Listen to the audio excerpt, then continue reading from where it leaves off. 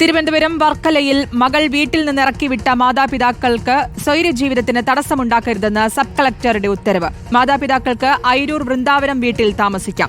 മക്കൾ 3 പേരും ചേർന്ന് ഓരോ മാസവും 10,000 രൂപ നൽകണം. ഭക്ഷണവും മരുന്നും ചികിത്സയും മക്കൾ തുല്യമായ രീതിയിൽ ലഭ്യമാക്കണമെന്ന് ഉത്തരവിൽ പറയുന്നു. ഉത്തരവ് പാലിച്ചില്ലെങ്കിൽ തുടർ നടപടി സ്വീകരിക്കുമെന്നും സബ് കളക്ടർ പറഞ്ഞു. ഉത്തരവിന് പിന്നാലെ വൃദ്ധ ദമ്പതികൾ വീട്ടിൽ താമസം തുടങ്ങി. ഇപ്പം പോലീസ് വന്ന് കളക്ടർ ഓർഡറൊക്കെ കാണിച്ചോ?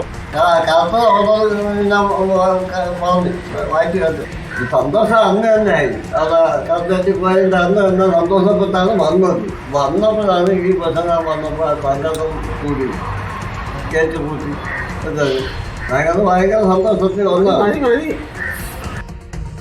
സുനിഷ അയ്യല്ലൂർ നൽകും വിശദാംശങ്ങൾ. സുനിഷ, ഇന്നലെയാണ് മകൾ വീടിന്റെ താക്കോൽ മാതാപിതാക്കൾക്ക് നൽകുകയൊക്കെ ചെയ്തത്. എന്തായാലും ഇന്നിപ്പോൾ കളക്ടറുടെ ഉത്തരവ്, ഈ സബ് കളക്ടറുടെ ഉത്തരവ് പ്രകാരം എന്തൊക്കെയാണ് പറയുന്നത്?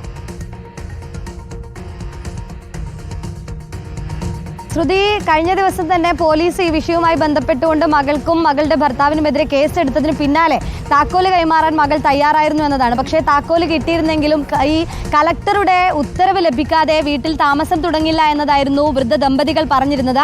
അതിന് പിന്നാലെ ഇന്ന് രാവിലെ തന്നെ സബ് കളക്ടറുടെ ഉത്തരവുമായി അയിരൂർ പോലീസ് എത്തുകയും വീട്ടിലേക്ക് ഇവർ താമസം തുടങ്ങുകയുമാണ് ചെയ്തത്. പ്രധാനമായും ഈ ഉത്തരവിൽ പറയുന്നത് മക്കൾക്കുള്ള ചില നിർദ്ദേശങ്ങൾ തന്നെയാണ്. അതിൽ പ്രധാനപ്പെട്ട കാര്യം, ഈ അയിരൂർ വൃന്ദാവനം വീട്ടിൽ മാതാപിതാക്കൾ താമസിക്കുമ്പോൾ അവരുടെ സ്വൈരജീവിതത്തിന് തടസ്സമാകുന്ന രീതിയിൽ മക്കൾ പ്രവർത്തിക്കാൻ പാടില്ല എന്നതാണ് പ്രധാനപ്പെട്ട കാര്യം. മറ്റൊരു കാര്യം, ഈ ഓരോ മാസം തോറും 10-ാം തീയതിക്ക് മുമ്പായി 3 മക്കളും ചേർന്ന് 10,000 രൂപ മാതാപിതാക്കളുടെ അക്കൗണ്ടിൽ എത്തിക്കണമെന്നുള്ളതാണ്. ഒപ്പം തന്നെ ഭക്ഷണം, മരുന്ന്, ചികിത്സയുമായി ബന്ധപ്പെട്ടുകൊണ്ട് പണം ആവശ്യമാണ് എങ്കിൽ അത് 3 പേരും കൂടി ഭാഗിച്ചുകൊണ്ട് തന്നെ അതിൽ സഹായം നൽകേണ്ടതുണ്ട്. രക്ഷിതാക്കളുടെ ഈ പറയുന്ന മാതാപിതാക്കളുടെ ചികിത്സ എല്ലാം തന്നെ ഉറപ്പുവരുത്തി സംരക്ഷണം ഒരുക്കേണ്ടതുണ്ട് എന്നതാണ് ഉത്തരവിൽ പറയുകയും ചെയ്യുന്നത്. അതുകൊണ്ട് തന്നെ ഇനി ഏതെങ്കിലും രീതിയിൽ ഈ ഉത്തരവ് പാലിക്കാതിരുന്നാൽ തുടർ നടപടിയുമായി മുന്നോട്ട് പോകുമെന്നതുകൂടി ഉത്തരവിൽ പ്രധാനമായും പറയുകയും ചെയ്യുന്നുണ്ട്. ഒരുപക്ഷെ കഴിഞ്ഞ ദിവസം പോലീസും സബ് കളക്ടറും അടക്കം ഇരുവരെയും ഇരുത്തി ഈ വലിയ രീതിയിൽ ചർച്ചയ്ക്ക് വിളിച്ചെങ്കിൽ പോലും മക്കൾ ഇതിന് തയ്യാറായിരുന്നില്ല എന്നതാണ് പ്രധാനപ്പെട്ട പ്രശ്നം.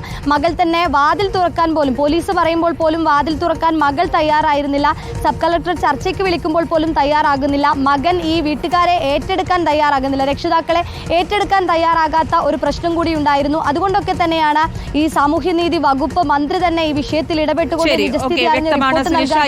വിശദാംശങ്ങൾ നൽകിയത്.